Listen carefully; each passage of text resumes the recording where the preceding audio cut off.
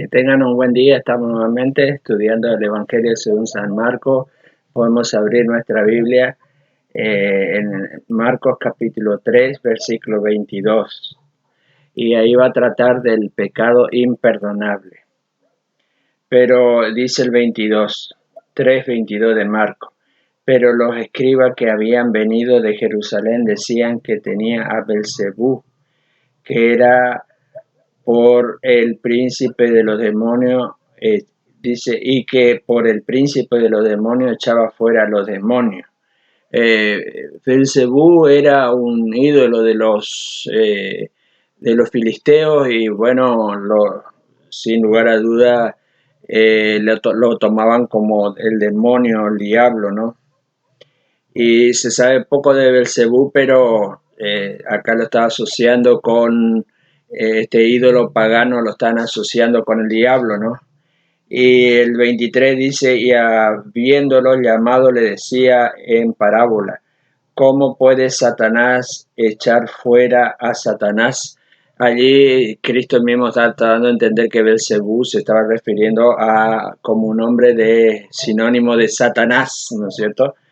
Y el 24 dice, y bueno, como anteriormente en el 23 terminó diciendo, ¿cómo puede Satanás echar fuera a Satanás? Como si el Señor Jesucristo está haciendo el papel de demonio, ¿cómo entonces Él va a estar echando demonios si Él es demonio? No tiene sentido. El 24 dice, si un reino está dividido contra sí mismo, tal reino no puede permanecer. Ese dice el versículo 24 del capítulo 3 de Marcos, y eso es cierto. Eso es un principio universal, podríamos decirle. Cualquier reino que esté dividido, ese reino no puede permanecer. Si en una familia hay una tremenda división, eso va a la destrucción. En un reino hay una tremenda división entre los líderes, eso va a destrucción. Tenemos que estar unidos en la iglesia, esto nos enseña, ¿no? Que tenemos que estar de un solo pensamiento. No puede haber un líder trabajando para el diablo y otro líder trabajando para Dios en la iglesia, ¿no? Hay a veces falsos maestros falsos maestros son personas que no vienen a aprender, ellos no quieren aprender, ellos quieren enseñar su falsa doctrina. Y si están ellos como líderes ahí y está el pastor trabajando para Dios, los dos juntos, ¿cómo van a estar? ¿No? ¿Cómo andarán dos juntos si no estuvieran de acuerdo? Vamos a ir adelante al versículo 25. Y si una casa está dividida contra sí misma, tal casa no puede permanecer, lo que estábamos diciendo, ¿no?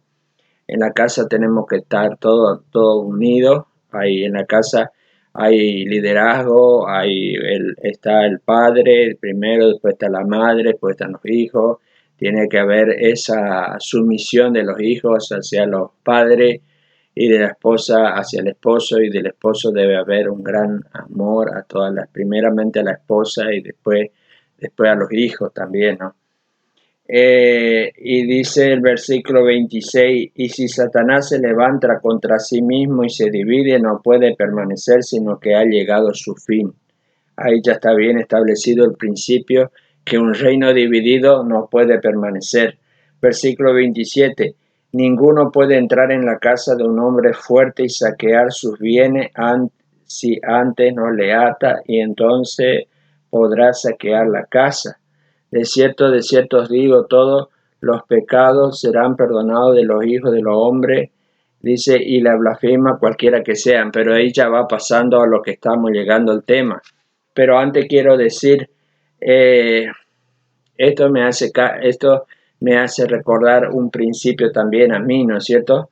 En el reino de los cielos, nosotros cuando ahí en Romanos capítulo 8 versículo 2 dice que nosotros fuimos bautizados en la muerte del Señor Jesucristo, fuimos introducidos a Dios por medio de la muerte del Señor Jesucristo, ¿no?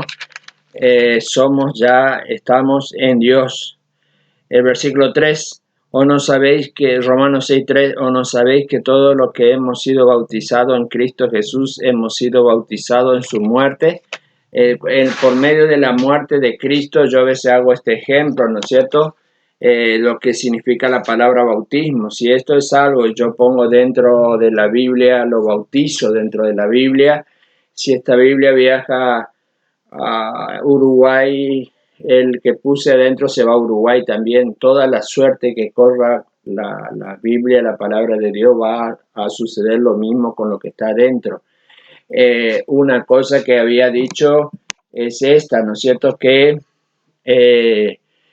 nosotros estamos bajo el campo de acción ya del Espíritu Santo, del reino de Dios, estamos ya en Dios porque fuimos bautizados, fuimos introducidos dentro de Dios, fuimos introducidos. Entonces, nosotros ahora todo lo que le pasa a Dios nos pasa a nosotros, todo lo que le pasa a la Trinidad nos pasa a nosotros. Estamos dentro del reino de Dios. Y este principio que también aparece acá, si alguien quiere hacer daño, el diablo quiere hacer daño, debe entrar a un creyente, debe entrar en la casa de Dios o en el reino de Dios, donde estamos nosotros, y primero debe atar al rey de la casa, al dueño de la casa, que es Dios. Tiene que atarlo. ¿Y quién le ata a Dios? Entonces nosotros podemos sentirnos totalmente protegidos porque estamos ya dentro del reino de Dios. Primeramente, para hacernos a alguien daño, nosotros tendríamos que estar atado totalmente, Dios tendría que estar atado totalmente para que nosotros podamos ser dañados, ¿no es cierto? Nosotros ya no podemos perder la salvación, no podemos perder la relación con Dios una vez que sos salvo, ¿no? No podés, porque eso ya estamos adentro del reino de los cielos, ya fuimos bautizados adentro del reino de Dios, estamos adentro del reino de Dios y Dios prometió ya que una vez que entramos allí, somos hijos de Dios, ningún hijo de Dios va a ir al infierno, ¿no? Eso ya está establecido en la Biblia. Cristo habló bastante de eso en Juan capítulo 10, mis ovejas oyen mi voz y me siguen y yo les doy vida eterna y no perecerán jamás, ni nadie la arrebatarán de mi mano, ni menos de la mano de mi Padre, que es mayor que todo. Y bueno, entonces nosotros, para hacernos daño a nosotros, tendrían que atarle primero a Dios. Eso es imposible. El versículo 28 dice, de cierto os digo, todos los pecados serán perdonados a los hijos de los hombres y cualquiera que sean, pero cualquiera que blasfemare contra el Espíritu Santo no tiene jamás perdón, sino que es reo de juicio eterno. Este versículo dice bien clarito que el que blasfemare, el que escracha, el que dice palabrotas al Espíritu Santo, el que le menosprecia al Espíritu Santo, el que odia al Espíritu Santo, dice acá la Biblia no tiene jamás perdón, no tiene jamás perdón. Cualquiera que blasfemare contra el Espíritu Santo no tiene jamás perdón. Es lo que dijo el Señor Jesucristo. Tenés que tener cuidado con el Espíritu Santo. El estudio del Espíritu Santo es maravilloso. A mí siempre me encantó estudiar al Espíritu Santo del comienzo de la Biblia hasta el fin de la Biblia, lo que dice la Biblia del Espíritu Santo. ¿Se acuerdan que habíamos hablado un versículo allá en Zacarías capítulo 4, creo que era el versículo 6, que decía, al final del versículo decía, no con ejército, ni con fuerza, sino con mi espíritu, ha dicho Jehová, no con ejército ni con fuerza, sino con mi espíritu. Malaquías creo que era que yo le había dicho, espere que ya le voy a ir buscando. Entonces, Zacarías, era Zacarías capítulo 4 que yo le había dicho. Ya le leo. Acá dice, ¿no? dice, no con ejército ni con fuerza, sino con mi espíritu, ha dicho Jehová de los ejércitos. Zacarías 4:6, al final la parte B. No con ejército, no con fuerza, ¿no? Sino con mi espíritu. Había hecho un estudio que en la gran tribulación los 144.000 vencen y todos los fieles vencen, especialmente los dos testigos que aparecen en la gran tribulación, vencen por el poder del Espíritu Santo, el poder de Cristo, el poder del Espíritu Santo, el poder de Dios. Es el mismo poder que tenemos nosotros ahora, hermanos. ¿Se acuerdan lo que dijo en Filipenses 3:10, lo que dijo el apóstol Pablo? Y conocer el poder de su resurrección. Él quería conocer el poder de su resurrección.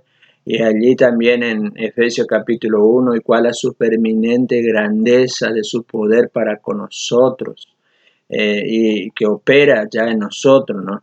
El apóstol Pablo era uno que deseaba conocer en su vida el poder del Espíritu Santo. Si ahora vos blasfemás al Espíritu Santo, dice acá, la Biblia dice, vos blasfemás contra el Espíritu Santo, no tenés jamás perdón. Ahora algunos piensan y algunos dicen, y bueno, cuando te convertís y se acepta a Cristo no tiene perdón. Bueno, ahí yo ese punto no sé cómo se dice, no sé explicar, pero acá la Biblia dice, probablemente esa persona nunca va a aceptar a Cristo o algo así, ¿no? Pero acá dice clarito, ¿no? Que el que blasfema contra el Espíritu Santo no tiene perdón jamás. Tiene que tener una tremenda reverencia contra el Espíritu Santo. Lo dijo Jesús, no lo digo yo. Si no, no vas a tener jamás perdón. Probablemente sí, ahí esa parte yo no sabría. Tendríamos que preguntarle a Dios, ¿no es cierto? Tendríamos que preguntarle si vos le recibí a Cristo como tu Salvador. Pero son dos verdades ahí que están como contrapuestas, pero yo creo que si vos blasfemaste contra el Espíritu Santo, probablemente nunca tengas el don o nunca tengas la gracia de Dios para recibir a Cristo como tu Salvador, ya que como aparece ahí en la Biblia, ¿no es cierto?, que la salvación también depende de la obra de Dios en nosotros, ¿no es cierto? No, nosotros solo por sí mismos no podemos salvarnos porque no tenemos capacidad en nosotros para salvarnos. Necesitamos de que Dios abra como abrió allá, ¿se acuerdan en Hechos capítulo 16? A esta Lidia, cómo le abrió el espíritu. Después tengo que confirmar eso, ¿no? Bien, cómo le abrió el corazón para que escuche el Evangelio. Es decir, que Dios tiene que abrir el corazón de una persona para que conozca el Evangelio, ¿no? Y Cristo dijo también, todo lo que el Padre me da, vendrá a mí. Dice, y el que a mí viene, no lo echo fuera. En Juan capítulo 6. Entonces Dios tiene que hacer una obra en el pecador de abrir el corazón. Entonces todo esto es un misterio, ¿vio? Todo esto va más allá. Y la blasfemia contra el Espíritu Santo, hermano, eso es algo que Dios solo, yo le puedo hacer teorías, ¿no? Puedo hacer teorías, pero las teorías son humanas, hermano. Yo prefiero ser literal y seguir lo que dice la Biblia, lo que dice Cristo. Cristo dijo, no tiene perdón. Y yo creo eso, no tiene perdón. O blasfemaste contra el Espíritu Santo, chao, chao, chao. No hay otra forma. Cuidado, vas a estar en el infierno toda la eternidad si estás blasfemando contra el Espíritu Santo. Yo no sé de qué manera también se puede. Hay muchas formas seguramente de blasfemar contra el Espíritu Santo. Yo no sé cómo podría de muchas formas vos ofender al Espíritu Santo. Ahora que eso sí estoy seguro, una vez que vos recibís a Cristo como tu Salvador, sí, ya no hay ninguna condenación. Pero estando incrédulo podés blasfemar contra el Espíritu Santo, hay esa posibilidad. Ahora un cristiano no, imposible, totalmente imposible, porque ya tiene el Espíritu de Dios en su corazón, que es un sello hasta el día de la redención de la posesión adquirida. ¿Se acuerdan que estudiamos eso ya? Efesios 1:13 hasta el 15, por allí, habla acerca de que hasta el día de la redención ya tenemos sellado el Espíritu Santo en nosotros. Entonces dice acá, ¿no? Pero cualquiera que está en Marcos 3:29, pero cualquiera que blasfeme contra el Espíritu Santo no tiene jamás perdón, sino que es reo de juicio eterno. Después de esto sigue la historia de la familia del Señor Jesucristo. Habla acerca de los hermanos y hermanas que él tenía, ¿no? La Iglesia Católica dice que el Señor Jesucristo no tuvo hermanos, pero la Biblia dice que sí tuvo hermanos. Mira acá, vamos a leer el versículo capítulo 3 de Marcos 31 al 35, dice así. Dice, vienen después sus hermanos y su madre, y quedándose afuera enviaron a llamarle. Y la gente que estaba sentada alrededor de él le dijo, tu madre y tus hermanos están fuera y te buscan. Él le respondió diciendo, ¿quién es mi madre y mis hermanos? Y dice, y mirando a los que estaban sentados alrededor de él, dijo, he aquí mi madre y mis hermanos, porque todo aquel que hace la voluntad de Dios, ese es mi hermano, mi hermana y mi madre. Sabemos que allá en Juan capítulo 6 habla que la voluntad de Dios es que vos le recibas, que vengas al Hijo y que creas en Él. Podés ubicarla en el Evangelio de San Juan en el capítulo 6.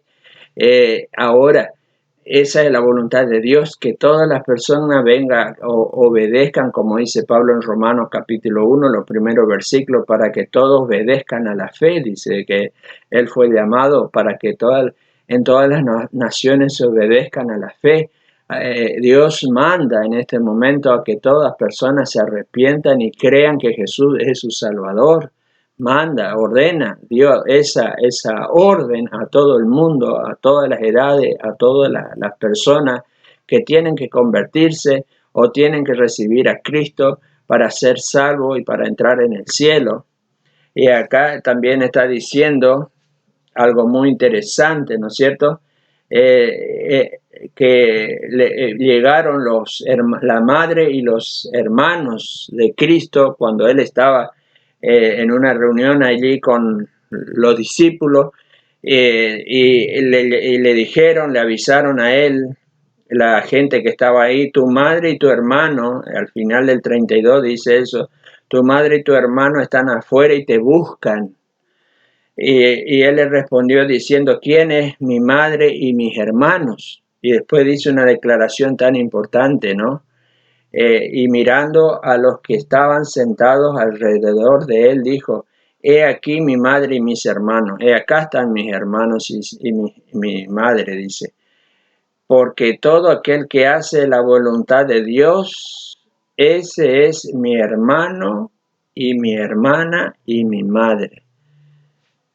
Todo aquel que hace la voluntad de Dios, ese es mi hermano, mi hermana y mi madre. ¿Estás haciendo la voluntad de Dios para tu vida? ¿Estás siguiendo los caminos de Dios en tu vida? Hay una relación familiar, entonces. La Biblia habla de que cuando vos recibís a Cristo, ahí Dios es tu Padre celestial. Así como también Cristo tenía un Padre, que él le llamaba Padre Celestial. El padre de él es Dios y él lo tenía bien identificado. Nosotros también tenemos nuestro Padre Celestial. Y bueno, acá hay una relación familiar. Y esto ayuda mucho a entender muchas cosas de la Biblia, hermano. La relación familiar ahora que tenemos con Dios. Yo lucho como cristiano, obedezco, tengo que obedecer, tengo que leer la Biblia, tengo que orar, tengo que cumplir las leyes de Dios, pero como familia de Dios, no para ser familia de Dios. Yo soy ya de la familia de Dios, y si soy de la familia de Dios ya fui justificado. ya fui perdonado, ya fui limpiado. Y hermano, algunos quieren obedecer los mandamientos de Dios para justificarse, para agradar a Dios, para estar bien con Dios, pero nosotros guardamos los mandamientos de Dios porque ya somos de la familia de Dios, ya estamos justificados. Nosotros seguimos sus mandamientos porque estamos justificados. Nosotros queremos obedecer su voluntad porque estamos justificados, no para estar justificados. Ahí hay una estrecha línea entre lo que es la vida religiosa y la vida espiritual. Yo obedezco porque el Padre me justificó y tengo una relación familiar ya con mi Padre. Es decir, yo le digo, Abba, Padre, como aparece en Gálatas, ¿no? Y quiero obedecerle. Ahora ya estoy justificado. Si es que estoy haciendo eso, ya estoy justificado. Soy el nuevo hombre. No estoy haciendo esto para justificarme, sino que el Espíritu Santo tomó mi corazón, transformó mi vida y yo ahora veo que Él es mi Padre y yo como persona que soy también quiero obedecerle, quiero seguirle, quiero guardar sus mandamientos, quiero congregarme, quiero leer la Biblia, quiero orar, no para justificarme, sino porque ya fui justificado, porque soy de su familia ya. Y el Espíritu de Él está en mí y hace obras maravillosas. Gálatas 3:5, ¿no? El que hace maravilla entre vosotros, ¿por qué razón lo hace? ¿Por las obras de la ley o por el oír con fe? Nosotros tenemos que vivir por fe y el Espíritu hace maravillas, dice maravillas en nosotros. Hoy entonces hemos visto del Espíritu Santo que no hay que blasfemarle porque eso es parte de la divinidad de Dios. Es un misterio esto, pero sí es así. Cristo lo dijo bien clarito, no hay que blasfemar contra el Espíritu Santo. Y otra cosa, el Señor Jesucristo dice que el que hace la voluntad de Dios, ese es de su familia. Esa es su familia, lo que están haciendo la voluntad de Dios. La familia de Dios hace su voluntad. Lo que es la familia de Él hace la voluntad de Él. Ustedes van a distinguir entre los que son hijos del diablo y hijos de Dios. Los hijos del diablo no hacen la voluntad de Dios. Los hijos de Dios son de la familia de Dios y hacen la voluntad de Dios. Dios les bendiga. Entonces termina nuestra meditación. A ver cuántos minutos, sí, 22 minutos y que Dios les bendiga. Vamos a hacer una pequeña oración. Padre Celestial, te damos gracias por lo que hemos estudiado hoy, esta parte tan importante del Espíritu Santo y de hacer tu voluntad, Señor, en las Escrituras. Que no haya división entre nosotros, sino que, como dijo Cristo, un reino dividido no puede permanecer, que en la iglesia estemos todos unidos de un solo espíritu, de un solo corazón, todos respetemos a las autoridades que Dios ha establecido en la iglesia, a nuestros pastores, a nuestros diáconos, a nuestros líderes, Señor. Respetemos y que ellos sigan siempre tu palabra y estén siempre en tu voluntad. Gracias por todo, quedamos agradecidos en el nombre de Cristo Jesús. Bendice a todos la audiencia. Amén.